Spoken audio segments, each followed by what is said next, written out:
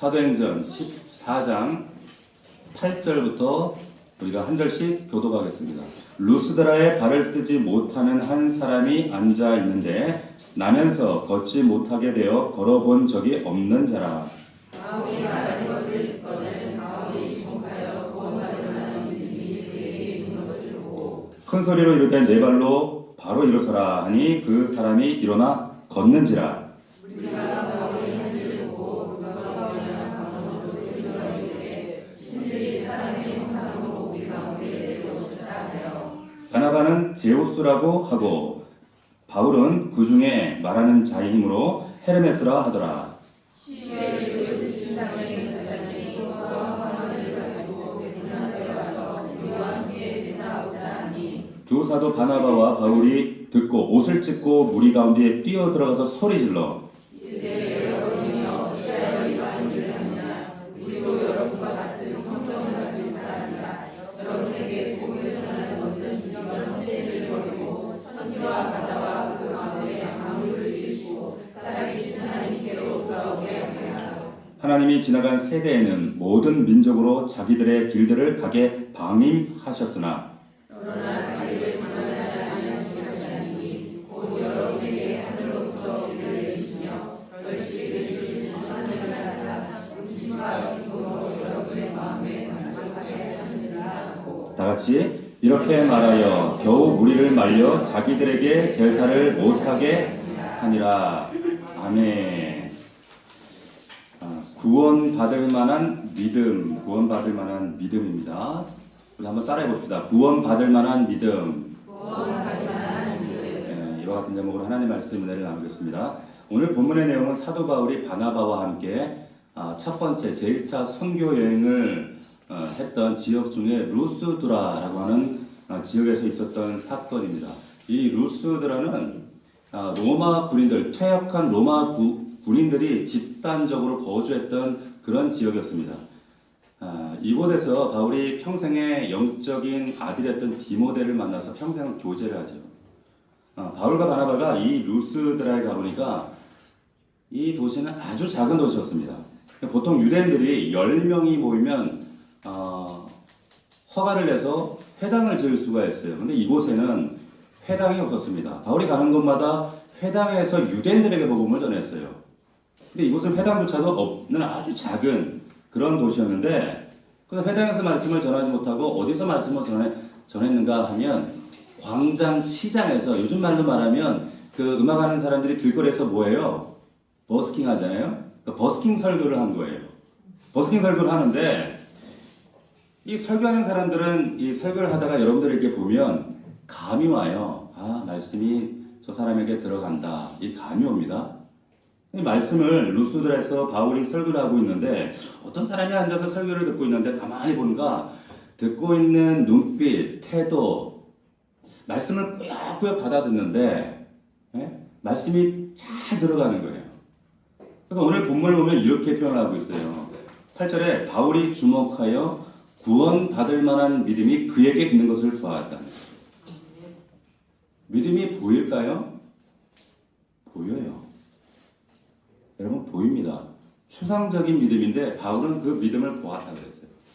자, 이렇게 되어 있어요. 설교를 하는데 그 말씀을 듣는 그 사람을 보니까 그 사람 안에 하나님께서 주시는 믿음이 그 안에 자라고 있다는 것을 발견하게 된 거예요. 그런데 그 사람이 앉아있는 모습을 가만히 보니까 그냥 앉아있고 싶어서 앉아있는 게 아니더라는 거예요. 8절을 여러분 잘 보면 이 사람이 어떤 사람인가 보세요. 발을 쓰지 못하는 사람이에요. 나면서 걷지 못하는 자인데요. 걸어본 적이 없대요. 똑같은 말을 3번 되풀이합니다. 굳이 3번씩이나 되풀이할 필요가 있어요. 다 같은 말 아니에요, 결국엔?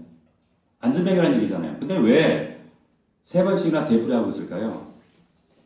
강조하려고 한 거예요. 누가? 이 글을 쓰고 있는 사람이 누구예요? 누가입니다. 누가의 직업이 뭐죠? 의사예요. 의사가 봤을 때, 의학적으로 봤을 때 이 사람은 절대 치료가 불가능한 절망적인 사람이라는 거예요. 그런 사람이 지금 말씀을 듣고 바울이 볼 때 구원받을 만한 믿음을 바울이 확인하고 큰 소리를 외칩니다. 일어나, 걸어라, 내 발로 일어서라. 말씀하는 거예요. 할렐루야. 그랬더니 어떻게 되세요? 안전뱅이가 바울의 명령 말씀에 순종하고 벌떡 일어나서 걷게 되는 거예요. 자, 아마 지금 이 상황 가운데 있을 때 주위에 오가면서 바울의 말씀을 지나가다가 듣다가 그냥 지나가는 사람도 있고, 앉아가 듣는 사람도 있고, 딴짓하는 사람도 있고, 여러 사람들이 있었겠죠. 그런데 자기들이 평생 알고 있었던 이 절망적인 사람, 선천성, 하반신, 마비자가 태어나면서 걸어보지 못했던 이 사람이 일어서서 걸어가는 것을 이 사람들이 보고 얼마나 놀랐는지, 얼마나 놀랐냐면, 우리 보통 놀래면 자기 고향말이 나오잖아요. 평상시에는 밥 먹었니? 너 뭐 했니? 이러다가 급하면 니 밥 먹나? 니 뭐 하노? 이런단 말이에요. 네? 경상도 사람은 그런단 말이에요. 네, 그런 것처럼 이 사람들이 표준만 쓰다가 갑자기 놀래가지고 급하니까 사투리가 나온 거예요. 그래서 이 11절을 보시면 이 사람들이 오니아 방언, 자기들 말로 사투리 방언이 나옵니다. 그래서 뭐라고 하느냐? 신들이 사람의 형상으로 우리에게 찾아오셨다. 그리고 막 소동이 일어난 거예요. 소동이 일어났습니다. 여러분, 이 본문을 여러분들이 이 사건의 배경을 잘 이해하시려면 이 루스드라 지역에 내려오는 전설을 여러분들이 이해하셔야 됩니다. 이 루스드라 이 지역은요, 말씀드렸듯이 아주 작은 도시예요. 그런데 놀랍게도 이 작은 도시 안에 제우스 신전이 있었어요. 로마식으로 말하면 주피터 신전이 있었어요. 근데 보통 이 제우스 신전은 큰 대도시에 있지, 이런 작은 도시에 있지 않아요. 그런데 이 제우스 올림피아 신들 가운데 가장 큰 신 아닙니까? 근데 이 큰 대도시도 아닌 이 루스드라에 이 제우스 신전이 있는 이유는 이곳에 전설 따라 삼천리 전설이 내려오기 때문이에요. 그 전설이 뭐냐면 예전에 이 루스드라에 제우스와 가장 큰 신인 이 탁월한 신인 제우스와 길잡이 대변인 역할을 하는 하급 신인 헤르메스가 이 루스드라에 방문한 거예요. 그런데 사람들이 아무도 몰라봤어요. 근데 유독 한 가정 노부부만 알아봅니다. 그리고 극진히 대접을 하고 제우스가 이 노부부에게 엄청난 축복을 해줘요. 그래서 이게 전설의 고향처럼 내려오는 이 루스드라의 이야기인데, 이 루스드라 사람들의 그래서 마음이 어떤가 하면, 그때 제우스를 만나서 그 복을 내가 받았어야 되는데, 내가 받아야 되는데 왜 그때 제우스를 못 알아봤을까? 그리고 신전을 지어놓고 오매불망 제발 같이 한 번만 와주십시오. 그러면 당신을 반드시 알아보고 극진히 대접하겠습니다. 그리고 그 복을 받게 해주십시오. 네? 자, 이게 인간들의 집착이 여기 있는 거예요. 자, 근데 보세요. 바울과 바나바가 갑자기 안진병을 일으켰어요. 그걸 보는 순간 이 루스드라 사람들이 뭘로 이해했을까요? 뭘로 이해했어요? 제우스와 헤르메스로 이해한 거예요. 오매불망 기다리던 그분들이 오셨다. 님이 오셨다. 이래가지고 또 두 사람이잖아요. 두 사람이니까. 근데 오늘 본문을 보면 참 재밌는 게 뭐냐면 바나바가 아마도 바울보다 좀 더 권위 있게 생겼던 것 같아요. 그래서 바나바를 제우스라고 생각하고 바울이 말이 많잖아요. 설명하니까. 쟤는 대변인 헤르메스다. 이렇게 여긴 거예요. 그래서 이들에게 와서 막 소동을 부립니다. 근데 이때까지도 이들이 막 사투리로 와 소동해도 바울과 바나바가 저들의 사투리를 모르니까 쟤네들이 왜 저래? 뭐 하는 거요? 근데 대신 고마운 것은 이 사람들이 자기들에게 막 집중해서 몰려드니까 우와 이게 웬 떡이냐? 복음 전하자. 예수를 또 하나님을 막 전하는 거예요. 그런데 잠시 후에 이 해프닝의 정점이 어떻게 되는가 하면 13절을 보시면 이 제우스와 헤르메스가 드디어 이제 루스드라에 오셨다는 이 소식을 누구한테 알렸어요? 제사장에게 알린 거예요. 제사장에게 뛰어가서 드디어 우리가 오매불망 기다리던 그 제우스와 헤르메스께서 오셨다. 그러니까 손잡고 제사 지내려고 제우스에게 화환 준비해놓고 있던 제사장들이 헐레벌떡 그걸 가지고 쫓아온 거예요. 우와 와가지고 소를 벌려놓고 화환 갖다 놓고 제우스 헤르메스 하면서 그때까지 바나바 바울은 쟤네들이 왜 저러나 그러고 있었단 말이에요. 그런데 가만히 보니까 제사라는 것을 보고 이들이 지금 나를 신으로 오해하고 있구나. 그때 14절을 보시게 되면 이들을 만류합니다. 막 말려요. 그러면 안 돼. 우리도 너희와 성경이 같은 우리도 사람이야, 인간이야. 말하고 있는 거죠. 자, 그러면서 그들에게 전하는 메시지가 뭐냐? 왜 너희가 바로 이런 헛된 신들을 모르고 창조주 정말 살아계신 하나님께 예배하고 돌아오라고 내가 지금까지 설교했던 건데 왜 우리를 신으로 오해하느냐? 이런 메시지를 전합니다. 근데 지금 루스드라 사람들은 구약 성경을 모르잖아요. 하나님 누군지 모르잖아요. 그러니까 이들에게 지금 성경을 가지고 설득할 수 없기 때문에 17절을 보시게 되면 이 사람들에게 이렇게 설득합니다. 첫 번째 뭐냐? 당신들에게 시절을 쫓아 농사짓게 하시고 결실기를 주시고 또 일용할 주신 분이 누구냐? 너희가 아는 그 제우스가 아니라 그 우상단지가 아니라 바로 내가 지금 너희에게 전하는 하나님이시다. 이렇게 말씀하는 거예요. 성경을 모르니까 저들의 일상을 적용해서 저들에게 적용해야 되잖아요. 두 번째 또 한 가지는 뭐냐면 너희들의 삶 가운데 있는 이 기쁨과 감사와 감격이 그 근원이 어디냐? 어디에서 오느냐? 바로 내가 전하는 하나님이 주신 것이다. 하나님이 주신 것이다. 그들의 문화적 수준에 맞게 상식에 맞게 전하는 거예요. 이것을 선교사들이 그 선교지의 상황에 맞게 전하는 것을 선교의 상황화라 그래요. 선교의 상황화. 진리의 상황화라 그래요. 진리의 성육신화라고 하는 거예요.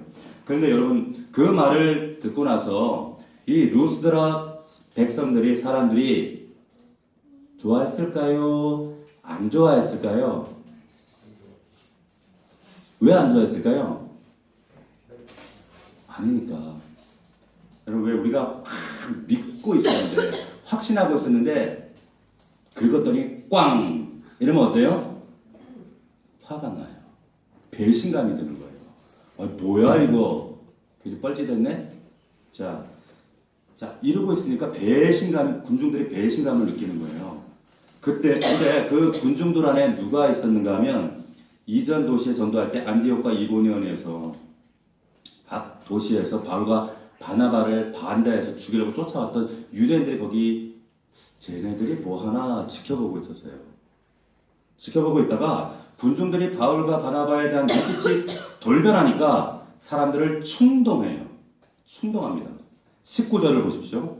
19절 같이 한번 읽어봅시다. 시작. 유대인들이 안디옥과 이고니온에서 와서 무리를 충동하니 그들이 돌로 바울을 쳐서 죽은 줄로 알고 시위를 끌어내요. 참 참담하죠. 같은 동족들이. 그럼 뭐라 하느냐? 야, 저 사람들 사기꾼이다. 제우스와 헤르메스도 아니면서 자기들이 신차에 하면서 너희들 속인 거야, 사기친 거야. 충동해서 돌 던져서 바울을 반쯤 죽여버린 거예요. 바나바와 함께. 이것이 오늘 본문의 내용입니다. 여러분 잘 들으세요. 오늘 본문을 통해서 여러분들과 나누고 싶은 얘기가 뭔가 하면 오늘 본문을 보시게 되면 안진뱅이, 절망적이었던 사람, 선천적인 하반신 마비자, 이 마비자가 바울을 통해서 하나님의 말씀을 들었어요. 믿음이 들어갔어요. 바울을 주목하고 이 믿음을 받고 육신이 고침을 받고 하나님이 허락하신 구원을 받은 사람이 있었던가 하면 다른 한편으로는 동일한 하나님의 말씀을 똑같이 들었음에도 불구하고 바울과 바나바를 제우스와 헤르메스로 오해하고 바울이 사울이란 사람이라는 것을 알게 되었을 때 어떻게 해요? 돌을 던져요. 여러분 참된 믿음이라는 게 뭐냐? 참된 믿음이라는 게 뭐냐? 동일한 말씀을 들어도 반응이 극명하게 달라집니다. 그런 면에서 오늘 본문을 중심으로 우리가 구원받을 만한 믿음, 이 주제에 가서 여러분들과 얘기를 나누기를 원하는데 여러분 믿음이라는 거 우리가 그렇게 흔히 자주 얘기하는 믿음이라는 단어가 우리만 쓰는 단어가 아니에요. 그죠? 세상 사람들도 씁니다. 법당에서도 믿음을 얘기해요. 다른 종교도 믿음을 얘기하고, 이 믿음이라는 단어는 일반적으로 다 통용합니다. 다 상해요. 어떤 사람들은 강한 신념, 의지를 얘기할 때, 긍정적인 생각을 얘기할 때, 할 수 있다, 하면 된다, 막 부추겨서 선동해서 이것도 믿음이라고 생각을 해요. 또 구원에 대해서 무턱대고 하나님이 누구지도 모르고 야, 믿어 그냥 무조건 믿으면 돼, 순정해 믿어. 근데 엄밀히 얘기하면 그건 믿음을 믿는 거지 예수님을 믿는 건 아니에요. 자, 또 믿음은 신용을 가리킬 때도 말합니다.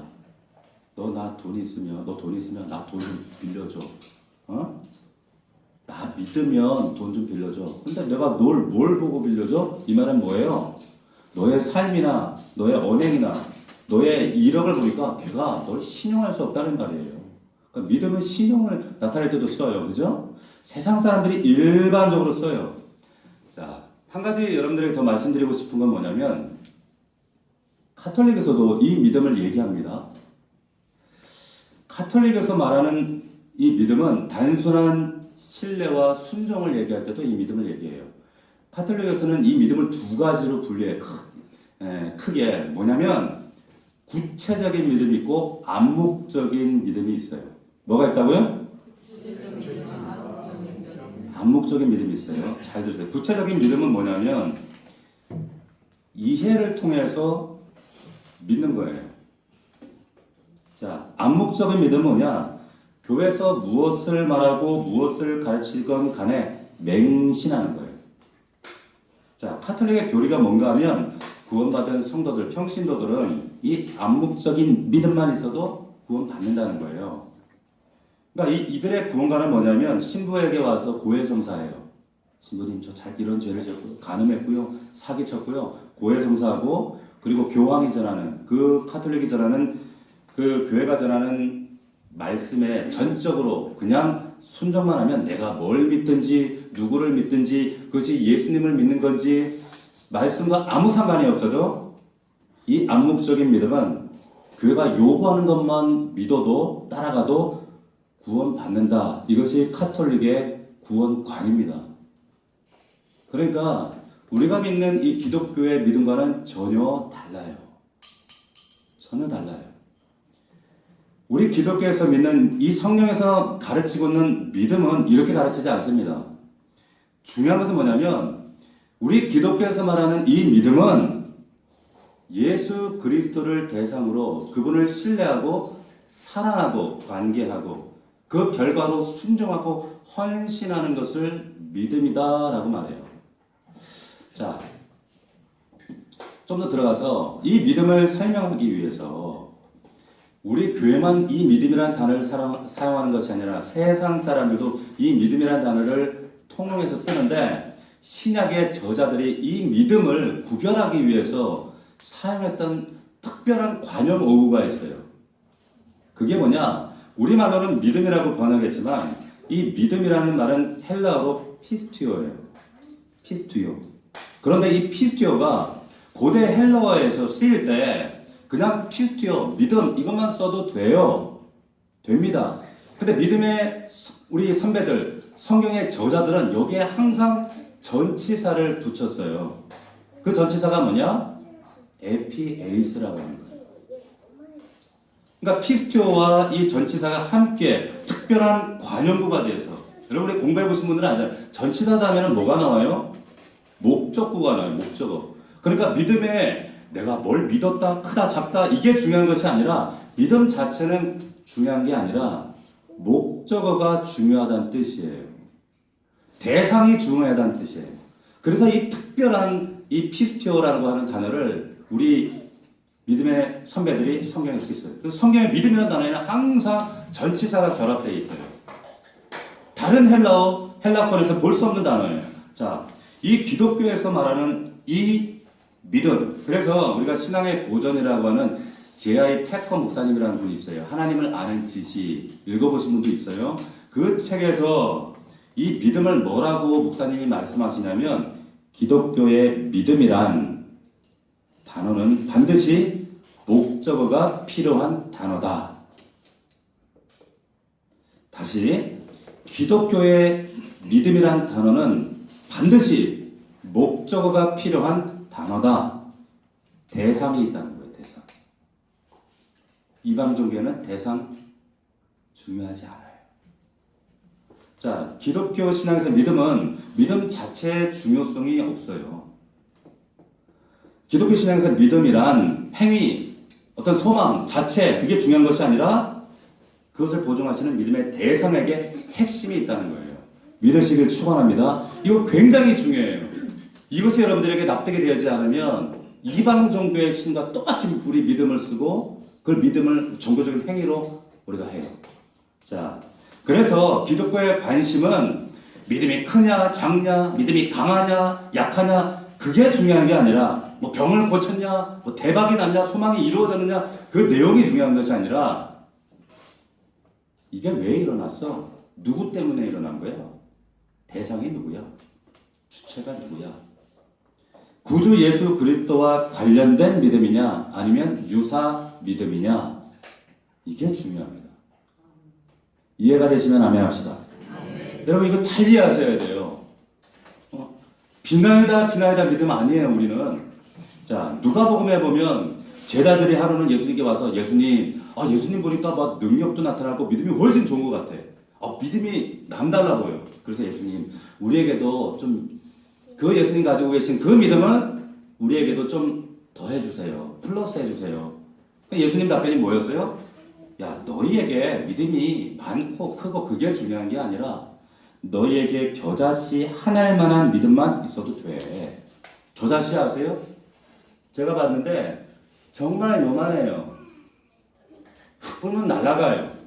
무슨 말입니까? 크고 작고 강하고 세고 이것이 문제가 아니라 생명의 문제예요. 그 안에 생명이 있는가? 믿음이 생명인가? 그 생명이 예수 그리스도의 생명과 연결되는가? 이게 믿음이라는 거예요.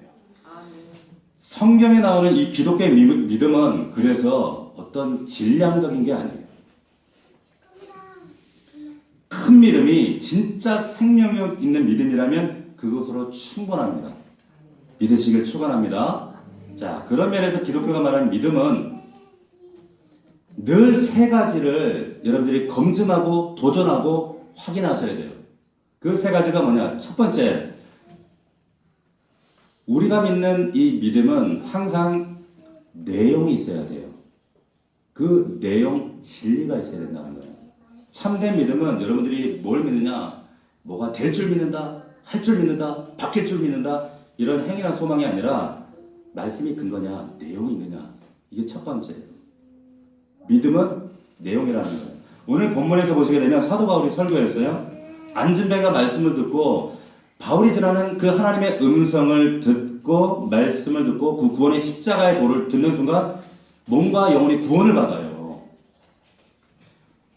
어떤 사람은 바울의 기적을 보고 나서 뭘 하냐면 이 루스드라 사람들, 이 사람들은 똑같은 동일한 말씀을 듣고도 제우스와 헤르메스라고 하는 자신들의 엄밀히 얘기하면 신앙이 아니죠. 신념을 강화합니다. 하나님의 말씀이 들어가면 극명하게 나타나요. 갈라집니다. 참된 믿음이라는 것은요, 진리가 있어야 돼. 내용이 있어야 돼. 기독교는요, 그냥 무턱대고 믿지 않습니다. 반드시, 그러나 우리가 지식으로 구원받는 것도 아니에요. 하지만 그럼에도 불구하고 최소한의 정보, 최소한의 지식이 있어야 돼요. 어떻게 믿음이 신앙되는가? 말씀을 들을 때에 그것이 내 안에 정보, 지식이 돼요. 이것을 우리가 조금 어려운 말로 얘기하면 계시라고 합니다. 하나님의 계시. 그래서 이 말씀, 성경은 뭐라고 말하냐면 믿음이 어떻게 출발하는가? 우리가 하나님을 아나이다 라는 이 고백에서 출발해요. 이걸 계시라고 하는 거예요. 자, 우리가 잘 아는 것처럼 로마서 10장 10절, 믿음은 어디에서 난다? 들음에서 나는 거예요.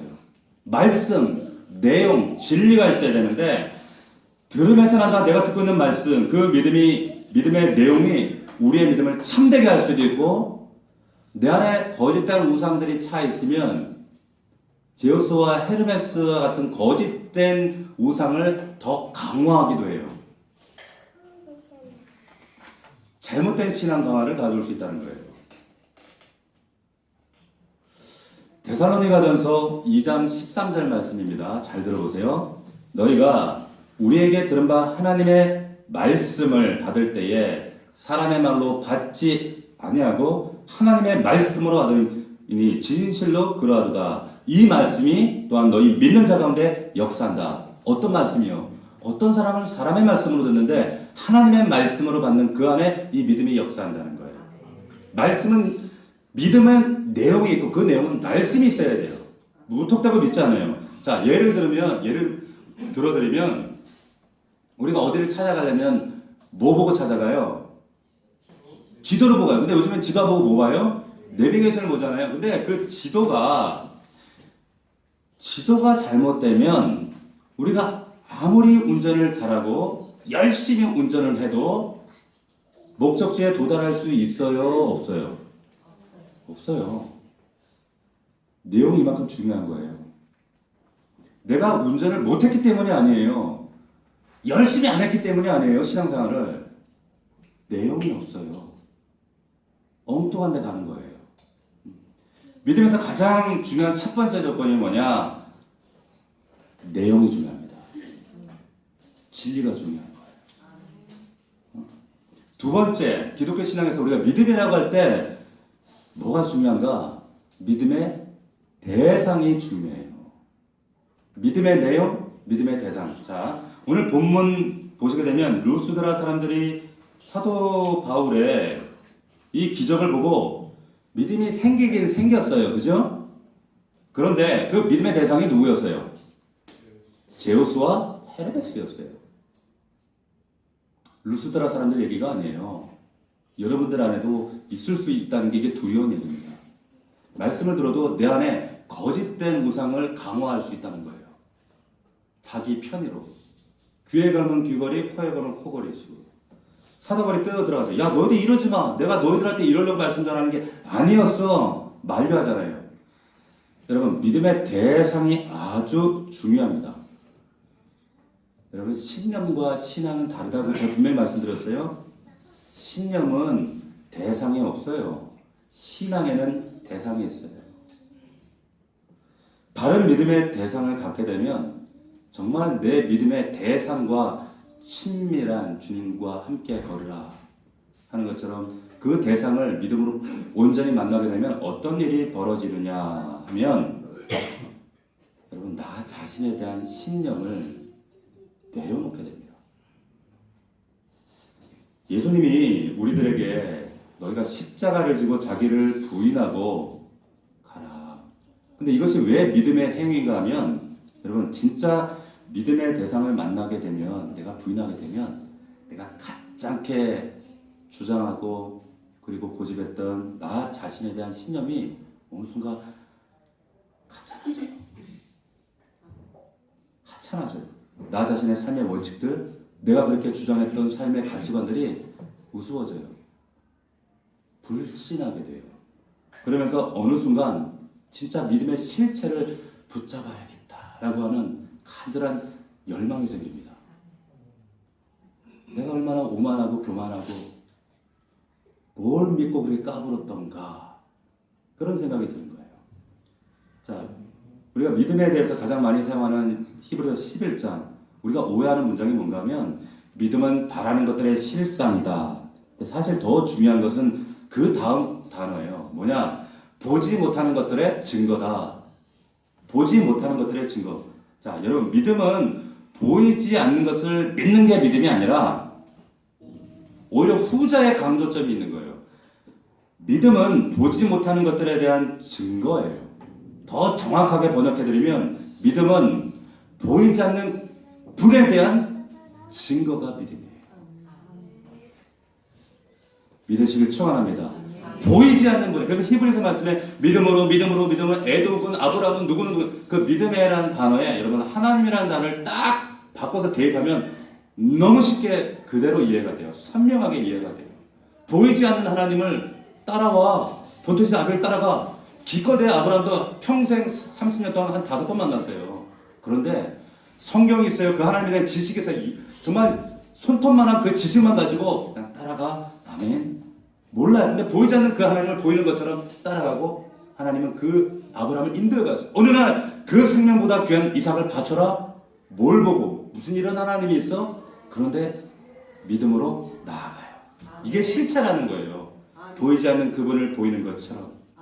보이지 않지만 세상 현실에 보이는 세상 이 현상에 함몰되는 것이 아니라 보이지 않는 그 하나님을 내 정말 구세주여 주인으로 아버지로 인정하고 그런데 나아가는 거예요. 히브리서 11장의 이 얘기, 그 수많은 믿음의 선진들의 이야기, 왜 그 많은 이름들을 나열했는가 하면 그 사람들이 뭐 했느냐? 보이지 않는 그 하나님을 믿고 따라갔는데 보이지 않는 그 하나님이 보이는 것처럼 그들을 이끌어가시고 보이는 삶 가운데 보이는 증거, 그들의 삶의 결국이 뭐였느냐? 삶의 내용이 뭐였느냐? 하나님은 결국에 살아계신 하나님이었고 그리고 그 하나님은 신뢰할 만한 그들의 삶이 이 증인들의 증거다. 이게 히브리서 11장의 내용이에요. 그 선진들의 이름 옆에 여러분들의 이름이 기록되어져야 할 줄로 믿습니다. 자, 무턱대고 믿음 주시옵소서 될 줄로 믿습니다. 뭐든지 하겠습니다. 하면 된다. 할 수 있다. 아싸! 뭐 이게 믿음이 아니라 믿음은 내용, 말씀이 있고 그게 약속이에요. 믿음의 대상과의 관계 속에 주어지는 거예요. 대상이 있어야 된다. 그래서 이 믿음은 제가 수없이 반복해드렸지만 관계용어라는 거예요. 무슨 긍정의 힘, 믿음의 무슨 신념 이런 게 아니라는 거죠. 세 번째, 믿음의 세 번째 요소가 뭐냐면 결과가 있어요.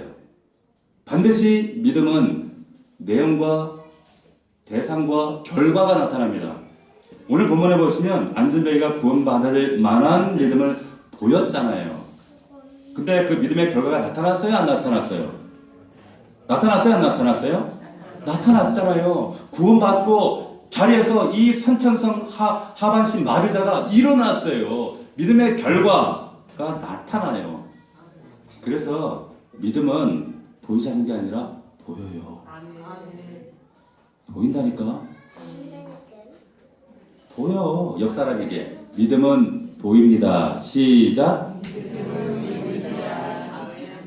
믿음은 보여야 돼요. 결과로 나타나야 돼요. 고린도 후서 13장 5절을 보게 되면 사도 바울이 애매모호한 믿음을 가지고 있는 고린도 교인들에게 너네 믿음이 그게 뭐니? 자, 들어보세요. 너희가 믿음 안에 있는가? 너희 자신을 시험해라.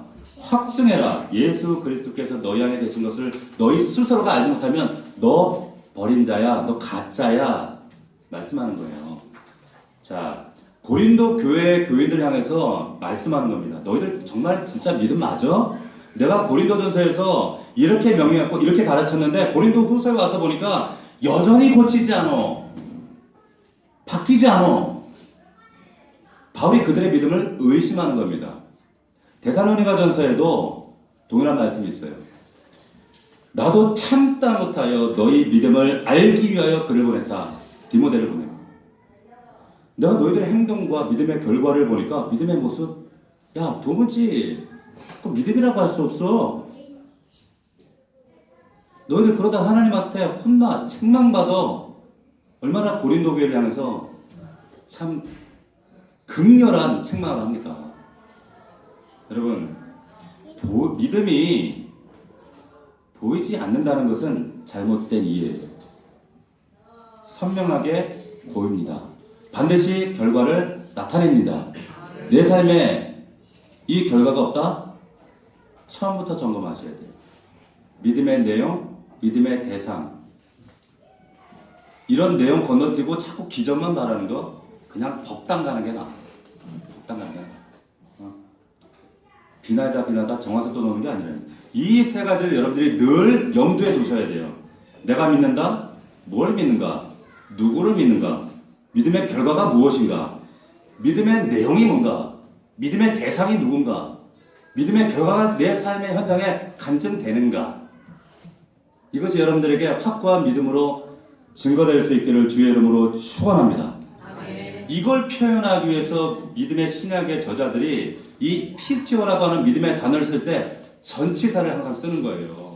헬라어, 고대 헬라어 책들 가운데 믿음을 이렇게 표현한 데는 성경밖에 없어요. 성경에 항상 어느 곳을 봐도 이 독특한 관용어구와 믿음에 관한 단어가 나올 때는 믿음의 내용, 대상, 결과가 항상 나옵니다. 어디를 봐도 그래요. 자, 오늘 한번 예를 들어볼까요? 오늘 본문을 봅시다. 14장 9절을 보면 바울이 말하는 것을 하나님의 말씀을 자 믿음의 내용이 있어요. 바울이 주목하여 구원받을 만한 믿음이 그에게 있는 것을 보고 바울이 본 것이 아니라 주님이 보신 거예요. 믿음의 대상이 있어요. 그 결과가 어땠어요? 구원받고 일어난 거예요. 자, 로마서 8장 28절 우리가 너무 암송하고 좋아하는 말씀. 우리가 알거니와 하나님을 사랑하는 자 곧 그의 뜻대로 부르심을 입은 자들에게는 모든 것이 합력하여 뭘 이룬다? 선을 이룬대요. 하나님을 사랑하는 자 믿음의 대상. 그의 뜻대로 그의 말씀대로 내용, 진리 그런 자에게는 합력하여 선을 이뤄요. 이 선이 뭔지는 제가 말씀드렸어요. 믿음의 결과를 하나님이 주신다는 거예요. 요한복음 1장 12절 영접하는 자, 곧 그 이름을 믿는 자들에게는 뭐예요? 하나님의 자녀가 되는 권세를 준다. 영접하는 자, 뭘 믿어요? 그 이름을 믿는다는. 그 이름이 뭐예요? 예수 그리스도. 예수 그리스도의 뜻이 뭡니까? 죄에서 구원한다는 거예요. 누구를? 나를. 누가 보내요? 믿음의 대상 하나님이 우리를 자기 죄를 멸망 가운데 영원한 죄로 죽을 수밖에 없는 그들을 구원하시는 그 예수 그리스도를 믿는 자 믿음의 내용이에요. 믿는 자의 믿음의 결과가 뭐예요? 결과가 뭐예요? 하나님의 자녀가 되는 권세를 준다는 거예요. 하나님의 자녀가 되는 권세가 뭡니까? 뭐예요? 하나님의 자녀가 되면 어떻게 돼요? 빛의 자녀로 어둠이 물러가요. 어둠을 이겨요. 이런 빛의 자녀의 결과가 나타나게 되는 줄로 믿으시기를 축원합니다. 믿음은 그래서 따라합시다. 내용, 믿음의 대상, 믿음의 결과 항상 병행합니다. 무턱대고 믿는 게 아니에요. 무턱대고 믿는 게 아니라요. 믿음이라는 단어가 탁 나올 때는 여러분들이 항상 이 세 가지를 앞뒤 전으로 살피시고 내 삶 가운데 이런 세 가지가 함께하는가, 병행하는가. 자, 이런 면에서 여러분 믿음의 반대말이 뭘까요? 믿음의 반대말이 뭐예요? 불신앙? 불신앙이 아니에요. 믿음의 반대말은 불신앙이 아니에요. 자, 우리가 불신앙이라고 생각하기 쉬운데 믿음이 첫 번째 뭐가 있어야 된다고 그랬어요? 내용이 있어야 된다고 그랬죠. 그래서 믿지 못하는 사람들은 뭐가 없는 거예요? 내용이 없는 거예요. 말씀이 없는 거예요. 그러니까 믿음의 반대말은 내용이 없는 사람이에요. 아시겠어요? 내용 없이 책가방 들고 교회 다니는 사람들을 많이 보잖아요. 그런 사람이 되시면 안 돼요. 두 번째, 믿음의 대상이 있었다고 말씀드렸어요. 근데 믿음이 없다는 것은 뭐냐면 참 대상이신 예수 그리스도 하나님 대신에 제우스와 헤르메스를 내 안에 두고 있는 거예요. 다른 우상이 있던지 아니면 자기 신념이 우상이에요. 아시겠어요? 대상이 왜곡되어 있어요. 세 번째, 마지막으로 믿음에는 반드시 뭐가 있다고 그랬어요? 결과가 있다고 그랬어요. 결과가 있어야 돼요. 그런데 엄밀히 말하면 믿음이 없다, 불신앙이다. 이 믿음의 반대말, 이 불신앙이라는 말, 이 믿음의 반대말은 엄밀히 얘기하면 뭐냐? 게으르다는 말이에요. 왜냐? 믿음의 결과가 없어요. 결과를 책임지지 않아요. 확인하지도 않아요. 이 말은 믿음의 반대말은 그래서 게으르다는 말. 그래서 구약 성경 잠언이나 시편에 보면 불신앙, 믿음 없는 자들을 뭐라고 표현했는 줄 아세요? 어리석은 자들, 내용이 없어. 지혜 없는 자들, 무책임한 자들. 그리고 뭐예요? 게으른 자들, 잠언에 계속 반복하죠. 게으른 자들. 믿음의 결과에 믿음에 관해서 생각하지 않고 책임지지 않아요. 종교적인 행위가 있는데 믿음의 결과가 없는 거예요. 얼마나 그 게으른 자들, 미련한 자들, 어리석은 자 이런 얘기를 많이 합니까? 반대문, 지혜로운 자. 왜 교회에 우리가 오랫동안 다니고 말씀을 읽어도 우리가 성경에서 말하는 이 믿음을 갖기가 어려운가? 이 믿음에 대해서 너무 게을러요. 아무것도 안 하면서 이 믿음이 생기기를 바라는 것은 여러분 죄송합니다만 기적이에요. 절대로 이 믿음 생기지 않아요. 여러분들이 이제 마지막으로 어떻게 하면 이 믿음을 키울 수 있는가, 자라게 할 수 있는가, 제가 한 가지만 말씀드리고 마치려고 합니다. 14장 9절을 다시 한번 보시면 바울이 말하는 것을 듣거늘 바울이 주목하여, 누가 주목해요? 바울이 주목할 때 보세요. 여기 헬라어 원문에 보면 생략된 단어가 있어요. 후토스라고 하는 단어가 있습니다. 이 후토스는 뭐냐면 바로 이 사람이, 그러니까 바울이 말하는 것을 바로 이 사람이 듣거늘 바울이 주목하여 이렇게 되어 있어요. 후토스, 지시대명사입니다. 이 바로 이 사람이 누구예요? 안진뱅이에요. 선천성 하반신 마비자. 도무지 의학적으로 볼 때 일어날 가능성이 단 1%도 없는 정말 절망적인 사람이에요. 절망적으로 태어나서 절망적으로 끝날 수밖에 없던 이 사람이 하나님의 진리의 말씀을 들었다는 겁니다. 만약 이 사람이 하나님 말씀을 듣지 않았더라면 이런 역사는 절대 일어날 수 없었을 거예요. 이런 면에서 하나님의 말씀을 듣는 것이 얼마나 중요한지 몰라요. 여러분의 자녀들이 정말 하나님의 말씀을, 생명을 듣는 것이 얼마나 중요한지 몰라요. 말씀을 들어야 달라지고 변화되어지고 진리의 사람들로 바뀌어져요.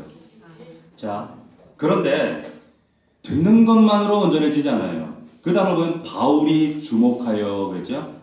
하나님의 말씀을 많은 사람들이, 루스드라 사람들이 들었단 말이에요. 근데 유독 선천성 하반신 마비자를 바울이 주목합니다.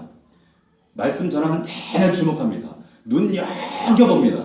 저도 여러분들 눈여겨본단 말이에요. 구원받을 만한 믿음인가? 눈여겨봤어요. 근데 여러분 보세요. 여러분 바울이 선천성 하반신 마비자를 눈여겨 집중해서 본다 한들 이 사람이 병을 고치고 구원받을 수 있나요? 없어요. 없습니다. 이런 기적이 일어나나요? 눈여겨본다고? 일어나지 않아요. 선천성 하반신 마비자 이를 주목할 때 이 사람도 뚫어질 듯이 바울을 주목하고 봤어요. 말씀을 들으면서. 바울을 통해서 말씀하시는 그 음성을 듣고 주님의 시선과 바라보시는 주님의 시선과 이 불구자의 시선이 어떻게 해요? 막 부딪힌 거예요. 이때 내 발로 일어서라! 걸어가라! 할 때 이 놀라운 역사가 여러분의 삶 가운데도 반드시 일어나게 될 줄로 믿으시길 축원합니다. 믿음은 시선과 시선이 만나는 거예요. 그래서 비슷한 말씀이 사도행전 3장에 나옵니다. 예루살렘 성전에 하루는 베드로가 성전 미문에 들어가죠. 평생 걸어보지 못한 안진뱅이가 한 번 쭉 쉬어, 어머거워가지고 한 번 쭉 쉬어 이러고 있단 말이에요. 근데 베드로가 나를 주목하여 보시오. 나를 보시오. 내게 은과 금은 없어. 그러나 내게 있는 거 예수 그리스도 이름으로 믿음의 내용으로 그리고 이 온 시선을 집중하고 있는 이 거지에게 거린이 베드로가 그를 집중할 때 그의 시선과 거린의 시선이 맞부딪힐 때 베드로의 시선이 아니라 예수 그리스도의 시선이 그 거린과 부딪힙니다. 나사렛 예수 그리스도의 이름으로 일어나 걸어가라 할 때 걸어간 줄로 믿습니다. 아멘. 이와 같은 역사가 저와 여러분들 삶 가운데 일어나요. 아멘. 일어난다는 거예요. 아멘. 자, 그날 그 안진뱅이 거린의 시선이 마주한 것은 인간 베드로의 시선이 아니라 예수 그리스도의 시선이었다는 것을 믿으시기를 축원합니다. 아멘. 믿음이란 예수님께서 우리에게 먼저 찾아와 주셨어요. 그래서 구원받았어요. 그래서 절망적인 선천성 하반신 마비자 같은 우리 인생 가운데 이 절망자는 우리에게 먼저 찾아오셔서 나를 주목하고 계시는 그 주님의 시선에 내가 그 주님의 시선을 맞추는 거예요. 이것이 믿음입니다. 그래서 히브리서 말씀은 믿음의 주여 온전케 하시는 예수를 어떻게 한다고요? 어떻게 한다고요? 바라보라. 그런데 여러분, 바라본다는 말이 그저 쳐다본다는 뜻이 아닙니다. 히브리서 말씀을 다시 한번 읽어드리면 인내로서 우리 앞에 당한 경주를 하며 믿음의 주요 온전케 하신 예수를 바라봐. 주님을 친밀함으로 바라봐. 주님이 이미 너를 바라보고 계시기 때문에 그 시선과 시선을 마주치라는 거예요. 그런데 그냥 바라보는 것이 아니라 중요한 것은 뭐냐? 경주를 하며 달려가는 거예요. 경주하며 인내하며 달려가는 거예요. 그럴 때 한 걸음씩 한 걸음씩 우리가 믿음의 이 경주를 해 나갈 때에 여러분들 삶 가운데 이 절망적인 하반신 마부지에게 일어났던 기적보다 더 큰 내 삶의 기적이 일어나게 되는 줄로 믿으시기를 축원합니다. 오늘 우리가 이 시간 왜 예배드리고 있습니까? 말씀을 듣는 이유가 뭡니까? 이 말씀을 들으면서 내가 가지고 있는 이 믿음이 과연 이 믿음의 내용이 뭘까? 내가 지금 듣고 있는 이 말씀 가운데 내 믿음의 실체 대상이 과연 하나님이 맞는가? 나는 그분과 관계하고 있는가?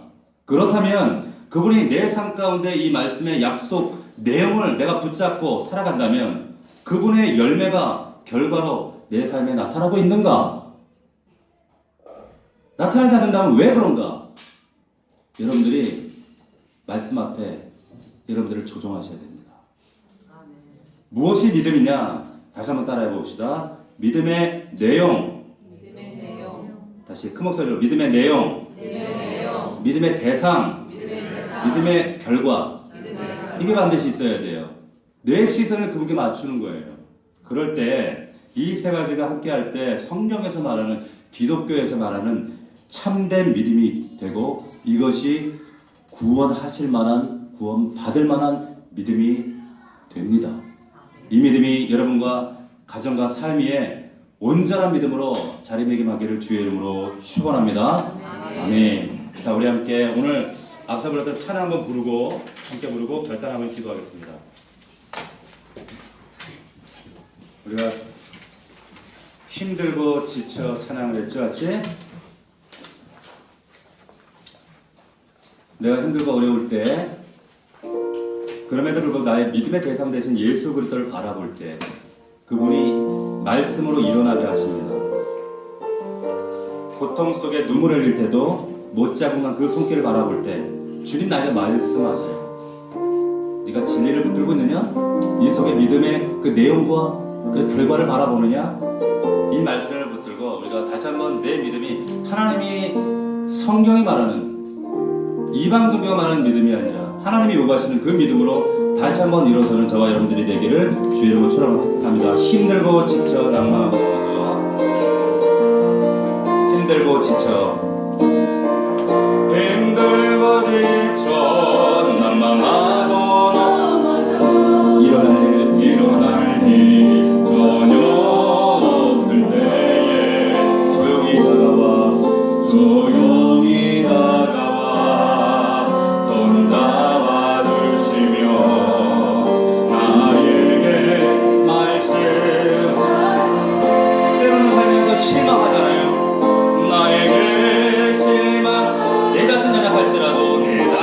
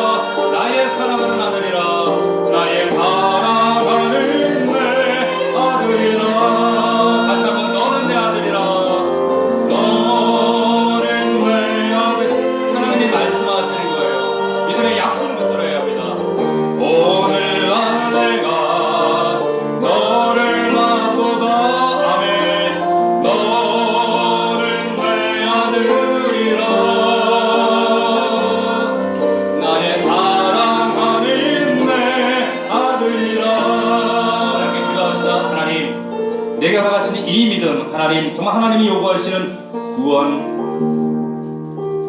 그 구원 받을 만한 온전한 믿음인지, 믿음의 내용이 있습니까?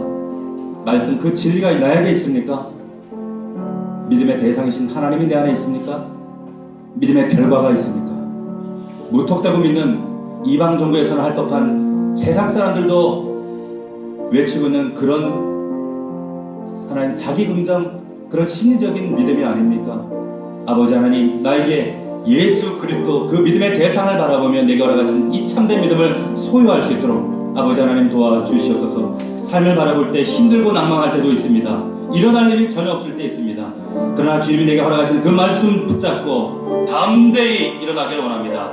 주님께서 약속하신 그 말씀으로, 이 진리로 진리의 사람이 되어 반드시 믿음 안에 숨겨놓은 믿음의 사람들 될 수 있도록 주여 역사하여 주시옵소서. 믿음 없이 종교적으로 살아왔던 나의 모습을 회개합니다. 하나님 역사하시고 그 믿음의 역사가 내 안에 체험되어질 수 있도록 성령 하나님 인도하여 주옵소서. 다 함께 결단한 마음으로, 통성으로, 간절한 마음으로 우리 입술로 고백하며 기도하겠습니다. 살아계신 아버지 하나님 감사합니다. 아버지 하나님 그렇습니다. 살아계신 아버지 일루스드라에 하나님 바울이 말하는 것을, 하나님의 말씀을 듣고 바울을 주목하여 구원받을 만한 믿음이 그에게 있는 것을 보고 내 발로 일어서라, 내 발로 일어나라 하신 그 말씀하신 대로 일어나 걷는지라. 아버지 하나님, 우리 안에 믿음의 그 내용 진리가 있습니까? 믿음의 대상되신 하나님이 계십니까? 믿음의 결과를 우리가 바라보며 소망합니다. 아버지 하나님, 참된 믿음, 이 믿음 소유할 수 있도록 아버지여 역사하여 주옵소서. 하나님, 나에게 이 믿음의 능력이 있기 원합니다. 우리 가정에 이 믿음이 선포되어지기를 원합니다. 내 삶에 이 믿음의 기적이 증거되어지기를 원합니다. 살아계신 아버지 하나님 역사하여 주옵소서. 나의 가정을 바라볼 때, 나의 자녀들, 나의 남편과 믿지 않는 가족들을 바라볼 때 때로는 실망하며 낙심하며 절망할 때가 얼마나 많이 있습니까? 이 믿음만 있다면 이 절망적인 선천성 파반신 마비자도 일어납니다. 우리 가정도 회복합니다. 우리도 일어납니다. 회복하십니다. 하나님의 기적을 주십니다. 하나님, 이 믿음이 내 삶에 아버지 하나님 확고한 믿음으로 자리매게 말할 수 있도록 역사하여 주시옵소서. 나에게 믿음 없음을 아버지 하나님 은사하여 주시옵시고, 믿음이 크고 작고 강하고 약한 것이 문제가 아니라 겨자씨만 하나님은 이 작은 믿음일지라도 그 안에 생명이 있으면 하나님 반드시 이 기적을 주신다고 하셨사오니 아버지 하나님, 이 믿음을 갖게 하여 주옵소서. 이 믿음을 소망하게 하여 주옵소서. 이 믿음을 위하여 간구하며 기도할 수 있는 우리 넘치는 가족들이 되어지도록 주여 역사하여 주옵소서. 하나님 아버지 하나님 축복하오니 이 믿음으로 가정과 삶 위에 하늘에 한량한 하나님의 놀라운 은혜를 간증한 우리 믿음의 식구들 되어지도록 인도하여 주시옵소서.